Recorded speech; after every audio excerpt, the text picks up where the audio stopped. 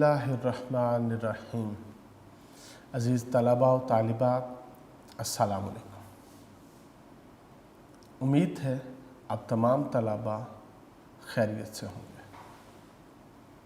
اللہ پاک آپ کو صحت و تندرستی کے ساتھ ہمیشہ رکھے، علم نافع عطا فرمائے، ملک پاکستان کی خدمت کرنے کی توفیق عطا فرمائے۔ عزیز طلباء، آج کا ہمارا لیکچر رائٹر ہیں نسیم حجازی۔ سبق کا عنوان ہے پہلی فتح، اس کا لیکچر نمبر 4 ہے۔ محمد ابن قاسم نسیم حجازی کا ناول، وہاں سے یہ سبق لیا گیا۔ ہم اپنے لاسٹ لیکچر پہ ذکر کر رہے تھے کہ رستم نے جو اسلامی مفتوحہ علاقے تھے عراق اور ایران کے، ان میں بغاوت پیدا کی۔ ان کی بغاوت کے نتیجے میں مسلمان جو تھے یہ سرحدوں سے واپس آ گئے۔ جب سرحدوں سے واپس آئے، رستم جہاں تھا وہیں پہ اس نے پڑاؤ کیا۔ اس نے اپنے ایک سالار کو، جس کا نام جابان تھا، لشکر دے کر آگے بھیجا۔ نہر فرات کے قریب اس نے وہ لشکر جو نا وہ بھیج دیا۔ نہر کی دوسری جانب مسلمان تھے اور اس کی دوسری جانب جابان رستم کا سالار اپنا لشکر کو لے کے آ گئے۔ ایک رات جابان نے نہر کو عبور کیا تو سعد بن ابی وقاص، انہوں نے اس کا نہر کا بڑا مضبوط گھیراؤ کیا تھا، تو جابان کو شکست ہوئی۔ جب جابان شکست کھاتا ہے، رستم تک خبر پہنچتی ہے، وہ غصے میں باولا ہو جاتا ہے، تو ایرانی شہزادی اس کی مدد کرتی ہے، اسے ہاتھیوں کا ایک لشکر دے کے بھیجتی۔ جب وہ ہاتھیوں کا لشکر آتا ہے، گھوڑے ہاتھیوں کو دیکھ کے بدک جاتے ہیں۔ جب یہ افراتفری پھیلی، ابو عبیدہ آپ ہاتھی کے ایک پاؤں کے نیچے آ کے شہید ہو گئے تھے۔ بہرحال کافی مسلمان یہاں پہ شہید ہوئے۔ سعد بن ابی وقاص رضی اللہ تعالیٰ عنہ ابو عبیدہ کی شہادت کے بعد سپہ سالار بنتے ہیں۔ تو آپ کیا کرتے ہیں، آس پاس کے قبیلوں میں مسلمانوں کے جوش، جذبہ اور ولولے کو بڑھاتے ہیں۔ اس کی وجہ سے مسلمانوں میں تھوڑی سی جو طاقت ہے وہ ابھر آتی ہے، اور اسی کے اوپر حضرت عمر فاروق رضی اللہ تعالیٰ ایک جیش، ایک لشکر سپاہیوں سمیت وہ آپ کی مدد کے لیے بھیجتے ہیں۔ جب آپ کی مدد کو وہ لشکر بھی آ جاتا ہے، سعد بن ابی وقاص جو مضبوط ہو جاتے ہیں، مگر آپ بیماری میں ہیں۔ طبیب آپ کو منع کرتا ہے کہ آپ لشکر کے ساتھ نہیں جا سکتے، آپ چل نہیں سکتے، آپ کی پشت پر زخم تھے، آپ گھوڑے کی سواری نہیں کر سکتے تھے۔ تو آپ نے کیا کیا، لشکر کے قریب ایک اونچی جگہ پہ آپ نے اپنے سینے کے بل لیٹ کے اور ایک سپاہی کو مقرر کیا اپنے ساتھ، میں تمہیں ہدایات دوں گا، تم تحریر کرو گے۔ اور اسی ڈھلوان کے ساتھ وہاں پہ 2 گھڑ سوار مقرر کیے کہ ایک فوراً میرا پیغام لے کے جائے گا، دوسرا وہاں پہ ہوگا۔ جب دوسرا پیغام لے کے جائے گا اتنی دیر میں پہلا واپس آ جائے گا۔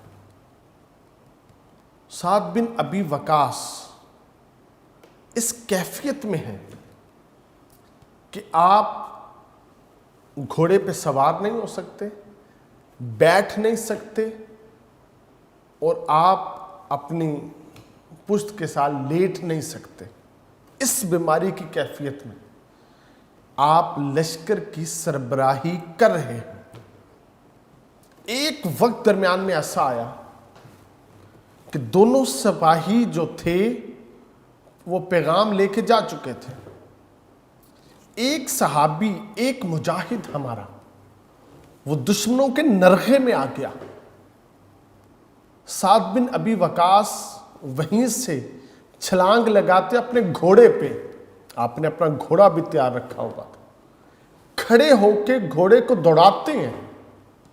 ایک ہاتھ سے اس کی دونوں باگیں آپ نے پکڑی ہیں، ایک ہاتھ میں تلوار لہراتے ہیں، تو اس صحابی رسول کو، اس مجاہد عظیم کو دشمن کے اس نرغے سے نکالتے ہیں اور کافروں کو واصل جہنم کرتے ہیں۔ یہ سعد بن ابی وقاص ہیں جس کا تذکرہ محمد ابن قاسم کرتے ہیں کہ ہمیں سعد بن ابی وقاص بننے کی توفیق دیں، رستم بننے کی توفیق نہ دیں۔ اب رستم کیسے آیا تھا؟ بڑے جاہ و جلال کے ساتھ آیا۔ وہ 9 ہاتھیوں پر سوار تھا۔ ایک ہاتھی پہ وہ بذات خود سوار تھا، اور جس ہاتھی پہ وہ سوار تھا اس کی چاروں طرف دائیں بائیں آگے اور پیچھے 4 اور ہاتھی تھے۔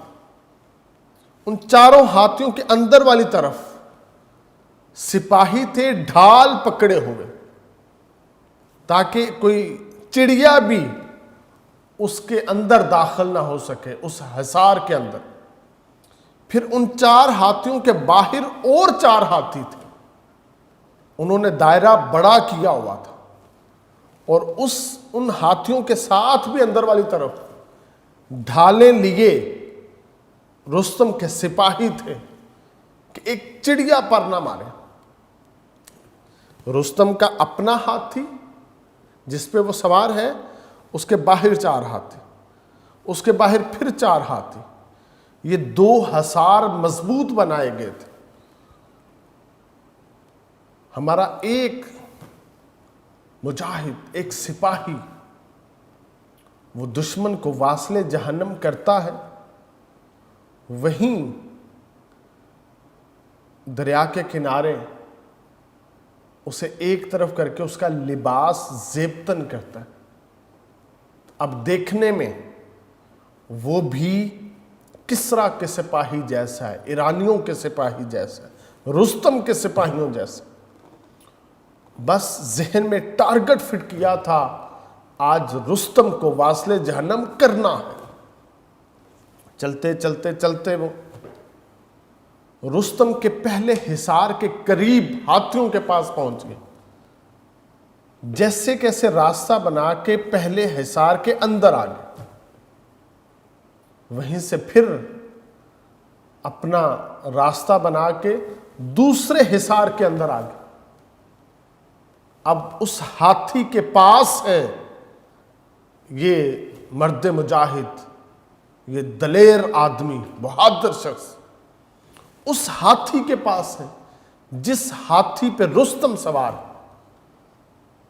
پھر ایک بڑی سی چھلانگ لگا کے دونوں ہاتھیوں کے ساتھ اپنے پاؤں کو وہ اڑس کر کے رستم کے ہاتھی پہ آتے ہیں، اور پھر وہاں پہ اس کی گردن کاٹتے ہیں، اس کا جو سر ہے اس کے تن سے جدا کرتے ہیں۔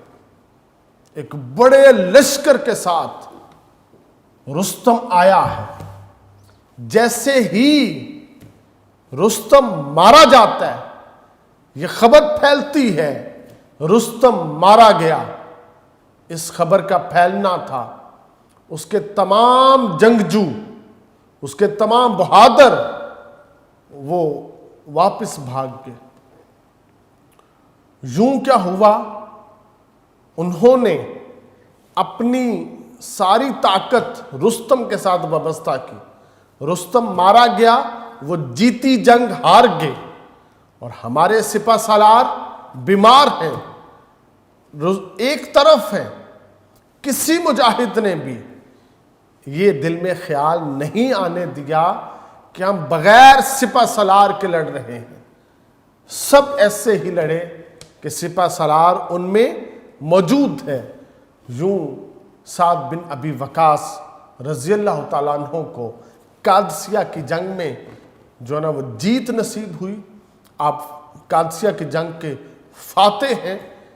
جب قادسیہ فتح ہو جاتا ہے، عراق اور ایران کے بے شمار علاقے فتح ہو جاتے ہیں. تو عزیز طلبہ، یہ اس کا جو نا وہ پس منظر تھا کہ جو محمد ابن قاسم نے اپنے بڑے سالار کو کہا کہ ہم رستم کی طرح نہیں ہیں، بلکہ ہم سعد بن ابی وقاص جیسا بننے کی کوشش کریں گے. تو عزیز طلبہ، ابھی چلتے ہیں اپنی ٹیکسٹ بک کی طرف اور اس سے آگے سبق کو پڑھتے ہیں. عزیز طلبہ،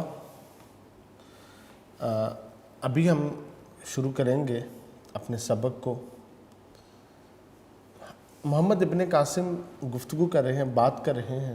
آپ کہتے ہیں ہماری تاریخ میں آپ کو کوئی ایسا واقعہ نہیں ملے گا جب سالار کی شہادت سے بد دل ہو کر مجاہدوں نے ہتھیار ڈال دیے ہوں.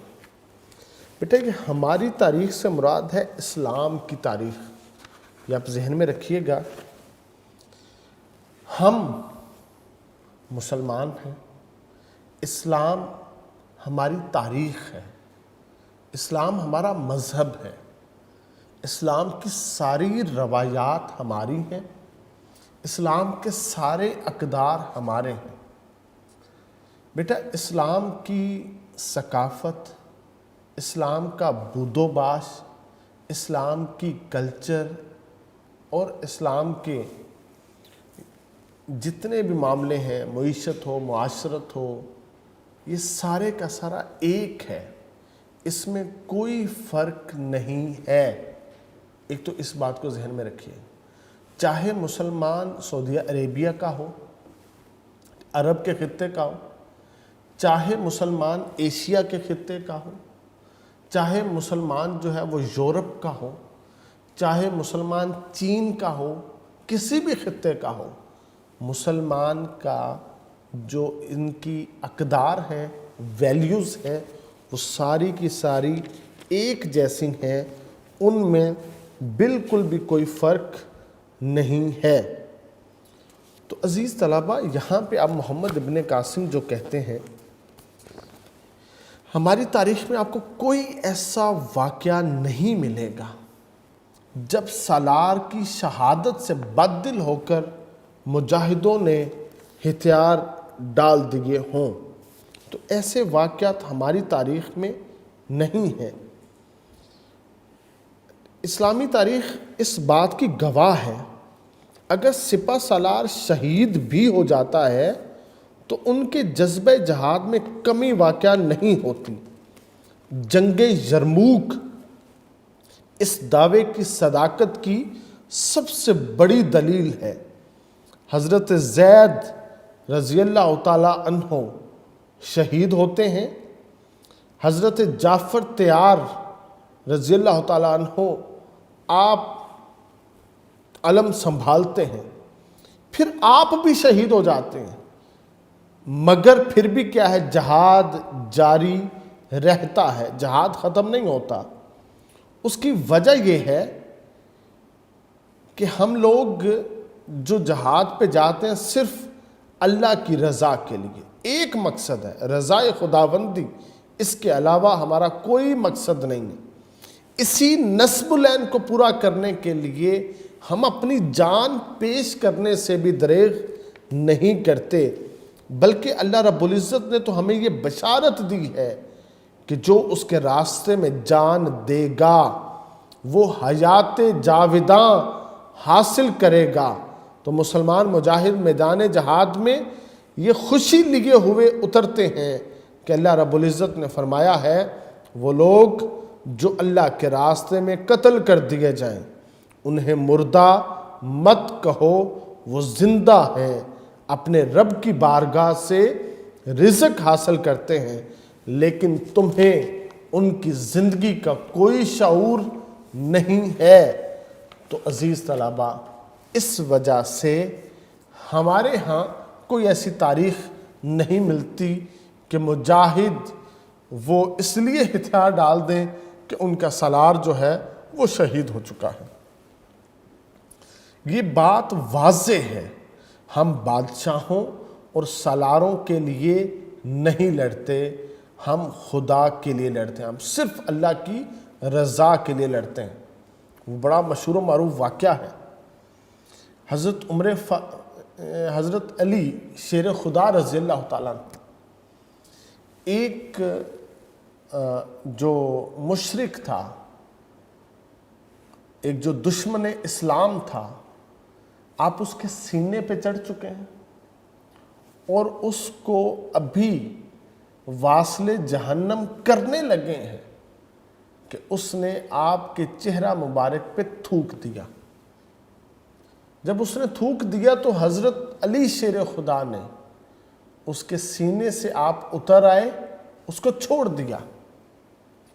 اس نے آواز دی، علی تم استطاعت رکھتے تھے کہ تم مجھے قتل کر دو، تو معاف کیوں کیا، چھوڑ کیوں دیا؟ کہتے میں تمہیں پہلے اس لیے قتل کرنے لگا تھا کہ تم اللہ کے دشمن ہو، اور اللہ کی رضا کی خاطر میں تمہیں قتل کرنے لگا تھا۔ جب تم نے میرے چہرے پہ تھوک دیا تو میں نے اس لیے تمہیں چھوڑ دیا کہیں اللہ رب العزت مجھے یہ نہ کہہ دے میدان حشر میں کہ علی تم نے اپنے ذاتی بدلہ لینے کے لیے اس کو قتل کیا تھا۔ میری تلوار صرف رضائے خداوندی کے لیے اٹھے گی، ذاتی رضا کے لیے نہیں۔ ہماری ذاتی رضا، ہماری انا، یہ ساری کی ساری ہیچ ہیں۔ مسلمان جو کرتا ہے صرف وہ کرتا ہے جس کے کرنے کا حکم اس کو اس کے خدا نے دیا ہے، اس کی ذات کا، اس کی اپنی سوچ اور فکر کا وہاں پہ کوئی عمل دخل نہیں ہے۔ تو اس وجہ سے لیکن ٹھیک ہے، ہم خدا کے لیے لڑتے ہیں۔ بادشاہوں اور سالاروں پر بھروسہ کرنے والے ان کی موت کے بعد مایوس ہو جاتے ہیں، کیونکہ بادشاہ مر جاتا ہے نا، سالار مر جاتا ہے، اس کی وجہ سے وہ مایوس ہو جاتے ہیں۔ ہم تو خدا کے لیے لڑتے ہیں، ہمارا خدا ہر وقت موجود ہے، جس کی وجہ سے ہم مایوس نہیں ہوتے، ہم نا امید نہیں ہوتے۔ قرآن میں ہمارے لیے اس کے احکامات موجود ہیں۔ میں دعا کرتا ہوں کہ خدا مجھے قوم کے لیے رستم نہ بنائے، بلکہ مجھے مثنیٰ بنائے۔ مثنیٰ کا معنی ہوتا ہے بیٹا ثانی۔ حضرت سعد بن ابی وقاص رضی اللہ تعالیٰ عنہ کا ثانی بنائے، ان کا ثانی ان جیسا بننے کی توفیق دے کہ وہ ایک سائیڈ پہ ہوں، ان کے تمام سپاہی یوں لڑیں جیسے وہ میدان میں موجود ہیں، جن کی شہادت نے ہر مسلمان کو جذبہ شہادت سے سرشار کر دیا تھا۔ اب جو سعد بن ابی وقاص رضی اللہ تعالیٰ عنہ ہیں، آپ کیونکہ اس مرض میں مبتلا تھے، جیسے ہی قادسیہ کی فتح نصیب ہوتی ہے تو آپ شہید ہو جاتے ہیں۔ تو آپ کی شہادت سے مسلمانوں کو ایک نیا جذبہ نصیب ہوا تھا، جس کی وجہ سے مسلمانوں نے اور بہت سارے خطے پھر فتح کیے تھے۔ میرے لیے اس سپہ سالار کی جان کی کوئی اہمیت نہیں جو اسے اپنے سپاہیوں کی تلواروں کے پہرے میں چھپا کر رکھتا ہے اور اپنے بہادروں کو جان کی بازی لگانے کی بجائے اپنی جان بچانے کی ترغیب دیتا ہے۔ محمد ابن قاسم نے یہ بڑا خوبصورت جملہ کہا کیونکہ یہ جتنے بھی جو غیر مسلم ہیں، اگر ہم مطالعہ کریں تاریخ کا تو ہمیں پتہ چلتا ہے جب لڑائی شروع ہوتی ہے نا تو گفتگو کرتے ہوئے یہ سب سے آگے ہوتے ہیں، اور جیسے ہی تلواریں نیام سے باہر آتی ہیں، یہ جو سالار ہے کفار کا وہ پیچھے ہو جاتا ہے، اس کے سپاہی آگے آ جاتے ہیں۔ جب سپاہی اگر قتل ہوتے جاتے ہیں تو وہ اپنا گھوڑا پکڑ کے بھاگ جاتا ہے، اپنی جان بچاتا ہے۔ جبکہ تاریخ میں ہمیں ملتا ہے کہ جیسے پہلے جو مسلمان سالار ہے وہ ان کو دعوت دیتا ہے، ان کو جو ہے نا وہ امن کی وہ انہیں دعوت دیتا ہے، اسلام قبول کرنے کی انہیں دعوت دیتا ہے، وہ انہیں انصاف کرنے کی دعوت دیتا ہے، اور جب وہ نہیں مانتے تو یہ اللہ اکبر کی صدا لگا کے اپنی تلوار کو بے نیام کرتا ہے۔ پہلی تلوار مسلمانوں کے لشکر سے اگر دشمن کے سپاہی سے ٹکراتی ہے تو وہ سپہ سالار کی، وہ سالار کی تلوار ہوتی ہے۔ تو محمد ابن قاسم نے اسی لیے کہا ہے کہ ہم ایسے نہیں ہیں کہ اپنی جان بچائیں اور پہرے داروں کے پیچھے چھپ جائیں اور اپنے بہادروں کو جان کی بازی لگانے کی ترغیب، بلکہ ہم بہادری سے خود لڑتے ہیں تاکہ اگر کسی سپاہی کی نظر ہم پہ پڑ جائے وہ ہم سے زیادہ جذبہ جہاد، شجاعت اور بہادری کو یقینی بنائے۔ تو محمد ابن قاسم نے کہا اگر اس قلعے کو فتح کرنا اس قدر اہم نہ ہوتا تو میں یہ مہم شاید کسی اور کے سپرد کر دیتا۔ کہتے ہیں اگر اس قلعے کو فتح کرنا ضروری نہ ہوتا تو محمد ابن قاسم نہ جاتا، کوئی سالار بھیج دیتا۔ ابھی کیا ہے، تمام سالار لشکر کے ساتھ پیش قدمی جاری رکھیں گے اور میں پہلا حملہ کرنے کے لیے جا رہا ہوں۔ اگر میں نے حملہ کیا تو آپ سب جذبہ جہاد سے جو ہے نا وہ جوان ہو جائیں گے، آپ سب پرجوش ہو جائیں گے، آپ کا جوش، آپ کا جذبہ، آپ کا ولولہ پھر دیدنی ہوگا۔ اس لیے میں چاہتا ہوں کہ میں اس مہم کو لے کے جاؤں اور دشمن کے قلعے کو ان کے اوپر گرا دوں۔ تو محمد ابن قاسم نے کہا، اور اس کی اہمیت دونوں اس بات کے متقاضی ہیں کہ میں خود اس کی رہنمائی کروں۔ زبیر نے کہا میں آپ کے ساتھ چلنا چاہتا ہوں۔ یہ زبیر تھا عزیز طلبہ جو ناہید کا خط لے کے حجاج بن یوسف کے پاس آیا تھا، پھر محمد ابن قاسم کی رفاقت میں خلیفہ ولید بن عبد الملک کے پاس آیا تھا، اور پھر وہاں سے یہ آپ کے ساتھ لشکر لے کر جو یہاں تک آیا تھا۔ زبیر اس نے کہا میں آپ کے ساتھ چلنا چاہتا ہوں، قلعہ کو فتح کرنے کے لیے میں جانا چاہتا ہوں۔ محمد بن قاسم نے جواب دیا نہیں، میں ایک قلعہ فتح کرنے کے لیے دو دماغوں کی ضرورت نہیں سمجھتا۔ اس سے یہ پتہ چلتا ہے کہ زبیر دنا آدمی تھا، وہ جنگ کے رموز سمجھتا تھا، آپ اس سے مشاورت کرتے تھے، آپ اس سے گفتگو کرتے تھے، تو اس لیے آپ نے کہا ایک قلعے کو فتح کرنا ہے، ایک دماغ کافی ہے، دو دماغوں کی ضرورت نہیں ہے۔ میری غیر حاضری میں زبیر تمہارا فوج کے ساتھ رہنا ضروری ہے، تم فوج کے ساتھ رہو تاکہ ایک دماغ فوج کے ساتھ رہے اور دوسرا دماغ جو ہے وہ 500 پیادہ لشکر کو لے کر قلعے پہ حملہ کرے، میں اپنی جگہ محمد بن ہارون کو مقرر کرتا ہوں۔ آپ نے محمد بن ہارون کو اپنا نائب مقرر کیا کہ میرے جانے کے بعد میرا نائب، میری جگہ جو سپہ سالار ہے وہ محمد بن ہارون ہے، اور زبیر تم محمد بن ہارون کے نائب ہو، تم اس کے نائب ہو، لہٰذا تمہارے پاس ایک بہت اہم ذمہ داری ہے۔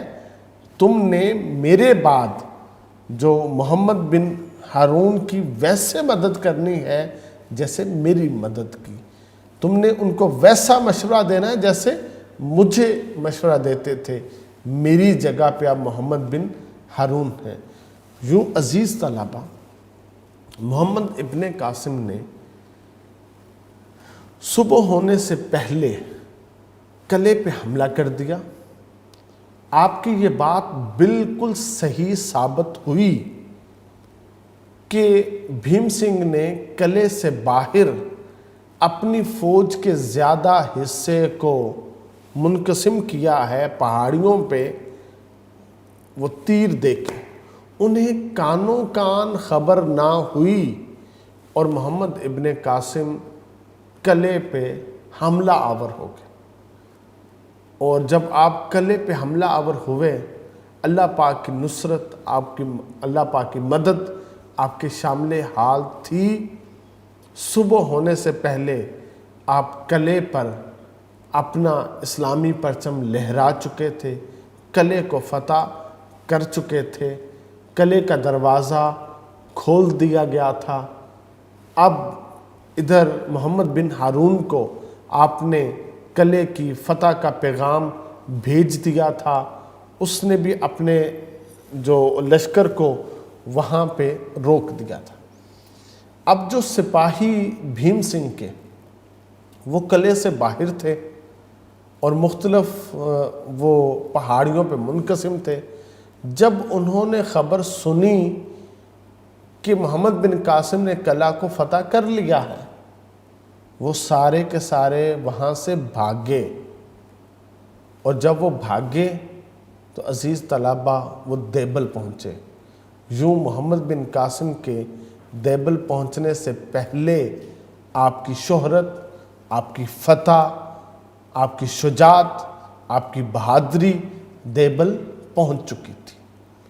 اور پھر جب بڑا معرکہ ہوا، محمد ابن قاسم کو وہاں پہ فتح نصیب ہوئی، اور اس فتح کے نتیجے میں باب الاسلام بن گیا، اسلام کا دروازہ بر اعظم ایشیا کے لیے عزیز طلبہ کھل گیا۔ محمد ابن قاسم نے وہاں پہ پھر انصاف کیا، عدل کیا، اسلام کی جو روایات تھیں ان کو زندہ کیا۔ تمام لوگوں کو اجازت تھی اپنے اپنے مذہب پر وہ اس کی عبادت، اپنی عبادات کر سکتے ہیں، کسی کو کوئی رکاوٹ نہیں تھی۔ اسلام کے اصول وہاں پہ نافذ کر دیے گئے تھے۔ تو جب ہندوؤں نے یہ دیکھا، انہیں یہ خوبصورت ماحول ملا کہ اتنی آزادی تو وہ اس وقت بھی نہیں رکھتے تھے جب ان کا اپنا راجہ دہر وہاں پہ حاکم تھا، اب دوسرے مذہب سے محمد ابن قاسم وہاں پہ حاکم ہے، تو اب ان کو زیادہ آزادی حاصل۔ ایک دن ان کے ایک شخص نے، وہ مجسمے بناتا تھا، اس نے محمد ابن قاسم کی مورتی بنائی، اور محمد ابن قاسم کی مورتی کو وہ لوگ ایک بڑے جلسے میں، جلوس میں وہ لے کے جا رہے ہیں۔ محمد ابن قاسم نے جب یہ شور سنا تو آپ اپنی بالکونی پہ آئے، ٹیرس پہ آئے، تو آپ نے پوچھا یہ کیا شور ہے؟ تو آپ کو بتایا گیا کہ ہندوؤں نے آپ کی مورتی بنائی ہے، اور وہ آپ کی مورتی کو اپنے بت خانے میں نصب کرنے جا رہے ہیں، ان کا کہنا ہے آج سے ہم محمد ابن قاسم کی پوجا کریں گے، عبادت کریں گے۔ جب یہ محمد ابن قاسم نے سنا تو آپ نے لوگوں کو خاموش ہونے کا حکم دیا۔ لوگ خاموش ہوئے۔ آپ نے ان سے کہا کہ میں اپنے خدا کا، اپنے رب کا ایک عاجز مسکین بندہ ہوں، مجھ پہ یہ ظلم نہ کرو کہ تم میری مورتی بنا کے اس کو اپنے بت خانے میں نصب کرو اور مجھے میرے خدا کا شریک ٹھہرا دو۔ میں اپنے خدا کا عاجز اور مسکین بندہ ہوں۔ میں نے اپنی سوچ سے، اپنی رائے سے، اپنی منشا سے ایک ذرہ برابر بھی تمہارے لیے کچھ نہیں کیا۔ میں نے صرف وہ کیا ہے جس کا حکم مجھے میرے خدا نے دیا ہے۔ اگر تمہیں میری یہ ساری چیزیں جو میں نے تم پہ نافذ کی ہیں یہ اچھی لگی ہیں، یہ پسند آئی ہیں، تو پھر میری طرح تم بھی اس خدا کی عبادت کرو، اس خدا کی سامنے سجدہ ریزی کرو۔ تو یہ مورتی اس کو توڑ دو۔ لوگوں نے کہا اس مورتی کو صرف وہی توڑ سکتا ہے جس نے اس کو بنایا ہے، ہم نہیں توڑ سکتے۔ مورتی بنانے والے نے کہا کہ میں اپنے ہاتھ تو کٹوا سکتا ہوں، میں محمد ابن قاسم کی یہ مورتی نہیں توڑ سکتا۔ اگر اس کو توڑنا ہے آپ خود آئیں اور اس کو توڑ دیں۔ تو محمد ابن قاسم پھر بالکونی سے نیچے اترے، آپ اس جلوس میں شامل ہوئے اور اس مورتی کو آپ نے اپنے ہاتھوں سے توڑ دیا۔ عزیز طلبہ، یہ تھا محمد ابن قاسم جس نے یہ انصاف قائم کیا، رعایا کے ساتھ یہ عدل قائم کیا، غیر مسلموں کے دل میں بھی اپنی یہ محبت پیدا کر لی کہ لوگ اس کو پوجنا چاہتے ہیں، اس کی عبادت کرنا چاہتے ہیں۔ تو عزیز طلبہ، اسلام کے جس حاکم نے قوانین کو نافذ کیا ہے اس نے یہ عزت اور یہ شہرت سمیٹی ہے، وہ لوگوں کا محبوب بنا ہے۔ اللہ رب العزت ہمارے بھی حاکموں کو رعایا کے ساتھ انصاف کرنے کی توفیق عطا فرمائے۔ دعا ہے اللہ رب العزت آپ سب بچوں کو علم نافع عطا فرمائے۔ والسلام۔